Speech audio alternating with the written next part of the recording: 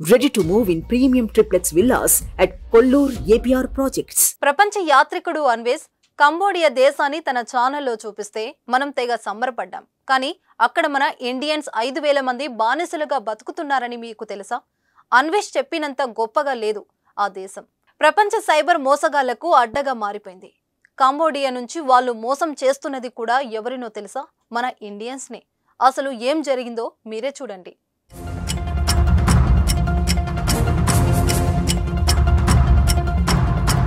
కంబోడియాలో cyber బానిసలు, బాధితులు 5000 మంది భారతీయులు.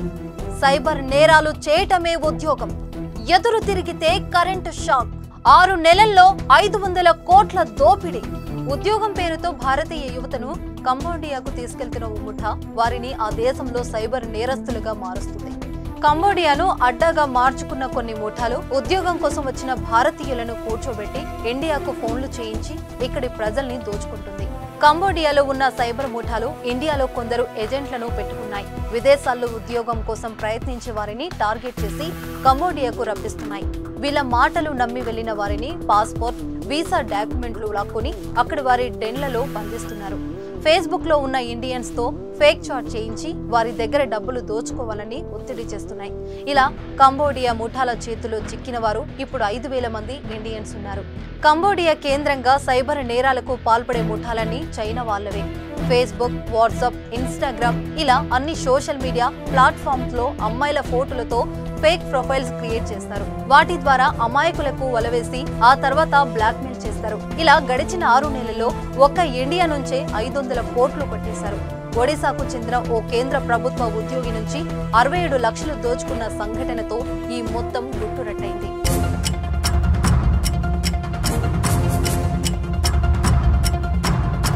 ఎంత ధైర్యం! మన దేశంలో మనుషులను బంధించి మన దేశస్తులను మోసం చేస్తుంటే ఏం చేస్తున్నారు? వాళ్ళను ఎదిరించే వాళ్ళే లేరా? అంటే అది కూడా జరిగింది.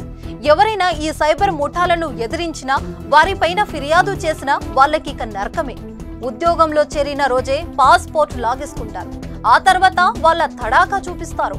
భారతీయుల చేతనే భారతీయులను దోచేస్తారు. ఎవరైనా ఈ పని చేయబోమని ఎదిరిస్తే వాళ్ళు చచ్చినట్టే. తిండి పెట్టకుండా గదుల్లో బంధిస్తారు. కరెంటు షాక్ పెడుతున్నారు. రోజుకు 12 గంటలు పని చేయాల్సిందే, లేదంటే నరకాన్ని చూపిస్తారు. సైబర్ ముఠాలను చిక్కి బానిసలుగా మారిన వాళ్ళు తప్పించుకోవడానికి అవకాశమే లేకుండా పోయింది. కొంతమంది ఇండియన్ ఎంబసీని ఆశ్రయించినా ఫలితం లేదు. భారత ప్రభుత్వం ఒత్తిడితో ఓ 250 మంది బయటపడ్డారు. ఇంకా 5000 మంది వరకు బాధితులు కంబోడియాలో ఇరుక్కున్నట్లు తెలుస్తుంది. ఉద్యోగాల పేరుతో కంబోడియాకు తీసుకెళ్లి బానిసల్ని చేస్తున్న ఏజెంట్లు కూడా భారతీయులే కావటం ఇక్కడ దుర్మార్గం. ఇలా నిరుద్యోగుల్ని మోసం చేస్తున్న 8 మందిని అరెస్టు చేశారు. ఇంకో 16 మంది కోసం వెతుకుతున్నారు. ఈ మోసగాళ్లలో మన తెలుగు వాళ్ళు కూడా 2 పోలీసులకు పట్టుబడ్డారు. విదేశాల్లో జాబ్ అనగానే ఎగేసుకొని వెళ్లే వారికి ఇదో హెచ్చరిక. ఇక్కడికి వెళ్లిన తర్వాత ఏ పని చేయాలో తెలియదు, ఇరుక్కుపోతారు. విదేశాల్లో ఉద్యోగం కోసం వెళ్లాలని ప్లాన్ చేసే వాళ్ళు ముందు అక్కడ మీరు చేయాల్సిన పనేంటో తెలుసుకోండి. లేదంటే మీరు కూడా కంబోడియాలో మాదిరిగా సైబర్ బానిసలుగా మారే ప్రమాదం ఉంది. మీరేమంటారు?